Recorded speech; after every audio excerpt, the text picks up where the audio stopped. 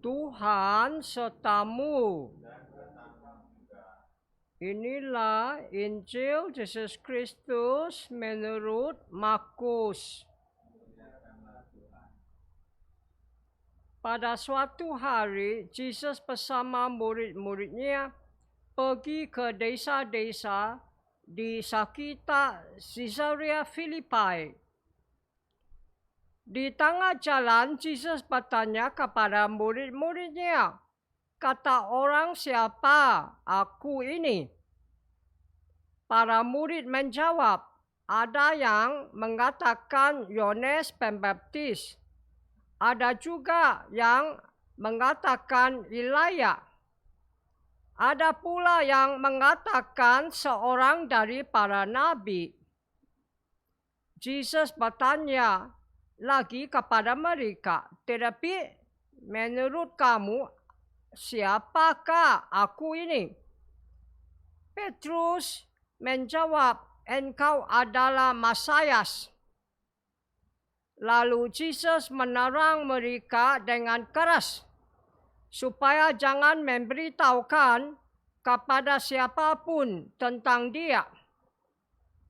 Kemudian mulailah Yesus mengajarkan kepada mereka bahwa Putra Manusia harus menanggung banyak penderitaan. Ia akan ditolak oleh tua-tua, oleh imam-imam kepala dan ahli-ahli Taurat, lalu dibunuh dan bangkit sesudah 3 hari. Hal ini dikatakannya dengan terus terang.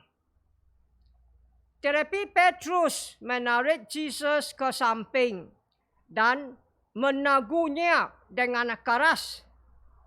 Lalu berpalinglah Yesus dan sambil memandang murid-muridnya, ia menegur Petrus dengan keras, "Anyalah iblis, sebab engkau bukan memikirkan apa yang dipikirkan Allah, melainkan apa yang dipikirkan manusia." Lalu Yesus memanggil orang banyak dan murid-muridnya dan berkata kepada mereka, "Jika seorang mau mengikuti aku, ia harus menyangkal dirinya, memangkul salibnya, dan mengikuti aku. Kerana siapa saja yang mau menyelamatkan nyawanya, ia akan dihilangkan nyawanya. Tetapi siapa saja yang kehilangan nyawanya kerana aku dan kerana Injil, ia akan menyelamatkannya." Demikianlah Injil Tuhan.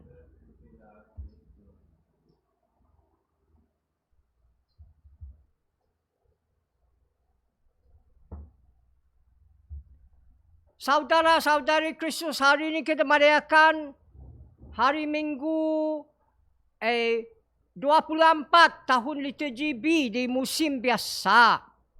Dan Injil hari ini memberitahu kita Yesus Mesias.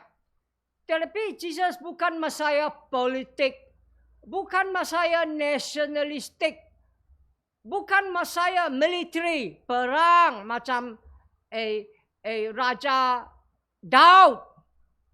Sebaliknya, Yesus satu Mesias yang penderitaan. Dia datang untuk sengsara, mati, bangkit, kasih Roh Kudus, selamat dunia.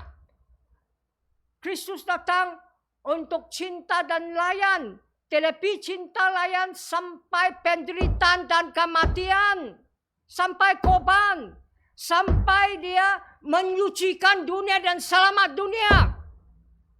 Dan Injil pun jelas, siapa mau ikut Yesus, angkat salib ikut Yesus. Pergi mana? Pergi penderitaan, kematian, kebangkitan, kasih Roh Kudus, selamat dunia. Pergi mana? Ikut Yesus, cinta dan layan. Cinta dan layan sampai penderitaan dan korban sampai menyucikan dunia dan selamatkan dunia. Jelas, ini kabar gembira jelas. Jangan pura-pura tidak tahu. Sebab itu, Injil memberitahu kita hari ini, bila Petrus mengakun iman kepada Yesus, dia Mesaya. Terus Yesus memberitahu murid dia, jangan kasih tahu orang. Ini rahasia Mesaya dalam Injil Markus. The Messianic Secret of Saint Mark Gospel. Ini rahasia Mesaya dalam Injil Markus. Mengapa?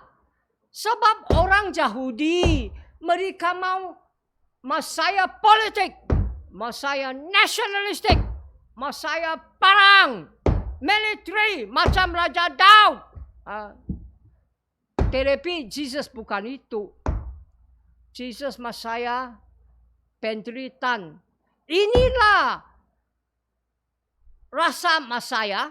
Yesus memberitahu Petrus dan murid-murid Yesus. Apa dia cakap kepada Petrus? Terus terang. Saya, Kristus cakap, saya akan penderitaan. Saya akan mati. Saya akan bangkit ketiga hari. Petrus pun tidak faham. Sebab itu Petrus tahan dia. Petrus tidak bersetuju. Petrus lawan dia. Kau tahu apa Kristus cakap kepada Petrus? Kau syaitan. Kau syaitan. Kau pergi belakang saya. Kau syaitan. Sebab apa kau fikir fikiran manusia? Bukan fikiran Allah. Manusia fikir apa? Bukan orang Yahudi sudah saja. Di dunia hari ini sekarang, fikiran manusia apa? Mesaya politik, Mesaya nasionalistik, Mesaya perang. Nah, sebab itu September 11. Sebab itu perang-perang di Afghanistan 20 tahun. Bukan Afghanistan saja di dunia. Itulah manusia.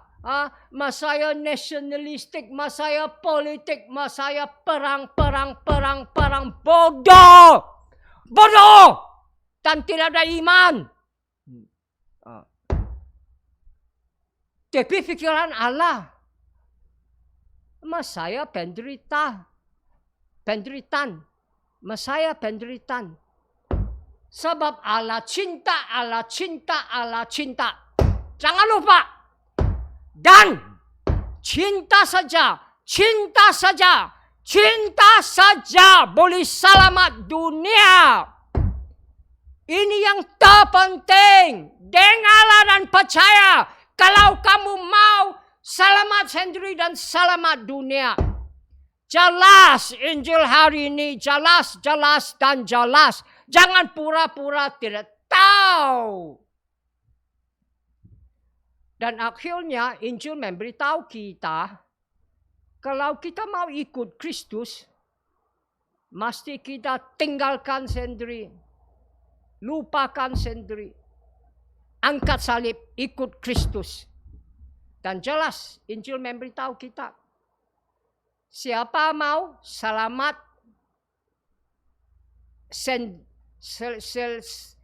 siapa mau selamat hidupkan sendiri, akan hilangkan hidupkan sendiri. Tetapi siapa hilangkan sendiri, dia akan selamatkan sendiri. Bahasa Inggris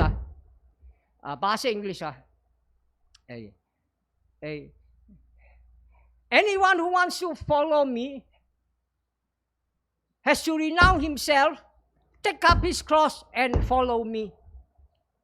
For anyone who saves his life will lose it. Anyone who loses his life for the sake of Jesus and for the sake of the gospel will save it. Siapa mau selamatkan sendiri akan hilangkan sendiri. Siapa hilangkan sendiri untuk Jesus dan untuk Injil, dia akan selamatkan sendiri. Jelas, jelas, dan jelas. Pembacaan pertama ikut tema Injil selalu. Sebab itu pembacaan pertama memberitahu kita tentang the suffering servant of God. Hamba penderitaan Allah. Dan pembacaan pertama itu lagu ketiga. Dalam Isaiah, dalam buku Isaiah ada 4 lagu suffering servant of God, hamba penderitaan Allah. Ini lagu ketiga. Sebab itu pembacaan pertama memberitahu kita tentang hamba penderitaan Allah. Dia memberitahu kita, dia taat kepada Allah, dia dengar Allah, dia tidak pusing daripada Allah. Penting daripada itu, dia kasih dia belakang untuk orang pukul. Dia kasih orang tarik janggut dia. Dia kasih orang beludah kepada muka dia. Ini bahasa Inggeris cakap apa? Vicarious suffering. Vicarious suffering. Macam saya Vika General. Vika General. Saya boleh bagi pihak bishop. Vicarious suffering. Ini penderita bagi pihak orang dosa. Vicarious suffering. Suffering on behalf of sinners. Penderitaan bagi pihak orang dosa. Penting daripada itu, pembacaan pertama memberitahu kita, Allah tidak tinggalkan dia, Allah tidak lupa dia. Sebaliknya, Allah tolong dia. Sebaliknya, Allah selamat dia, dan melalui dia Allah selamat dunia. Mazmur ikut pembacaan pertama. Sebab itu Mazmur memberitahu kita Allah selamat dia dari kematian. Sebab itu tadi kau jawab 4 kali. I will live in the presence of the Lord in the land of the living. I will live in the presence of the Lord in the land of the living. Saya akan hidup terhadap Tuhan di tanah kehidupan. Saya akan hidup terhadap Tuhan di tanah kehidupan. Mazmur memberitahu kita tentang penderitaan dan kematian dia. Tapi penting daripada itu, Mazmur memberitahu kita Allah akan selamat dia dari kematian. Dan melalui dia selamat sama dunia dari kematian.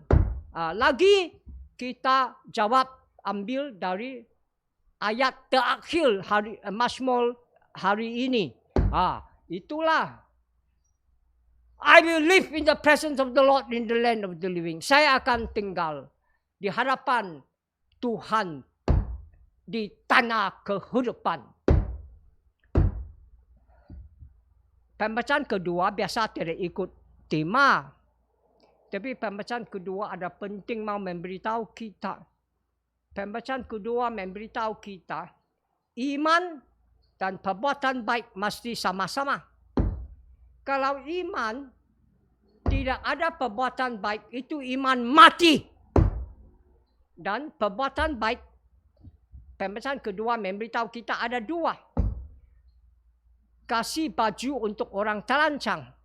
Kasih makan untuk orang lapar. Sebab itu 3 minggu lalu kita terima Holy Trinity Church Tawau sudah terima RM7,000 untuk beli bantuan untuk 70 keluarga. Dan sebab itu tidak kurang tiap-tiap bulan, tidak kurang 1 bulan 1 kali. Saint Vincent de Paul, Society Saint Vincent de Paul di paroki kita masih kasih orang baju, kasih orang makanan, bantuan makanan, dan lain-lain.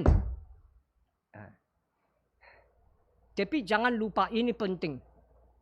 Pembacaan kedua, banyak orang salah faham, fikir iman lawan perbuatan baik. Contrast between faith and good works. No. Contrast between living faith and dead faith. Pembacaan kedua bukan memberitahu kita iman dengan perbuatan baik.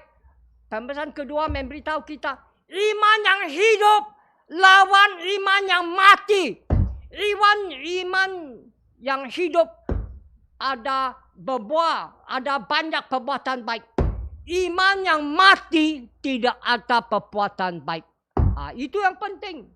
Bukan iman lawan perbuatan baik. Tidak. Itu iman hidup lawan iman mati.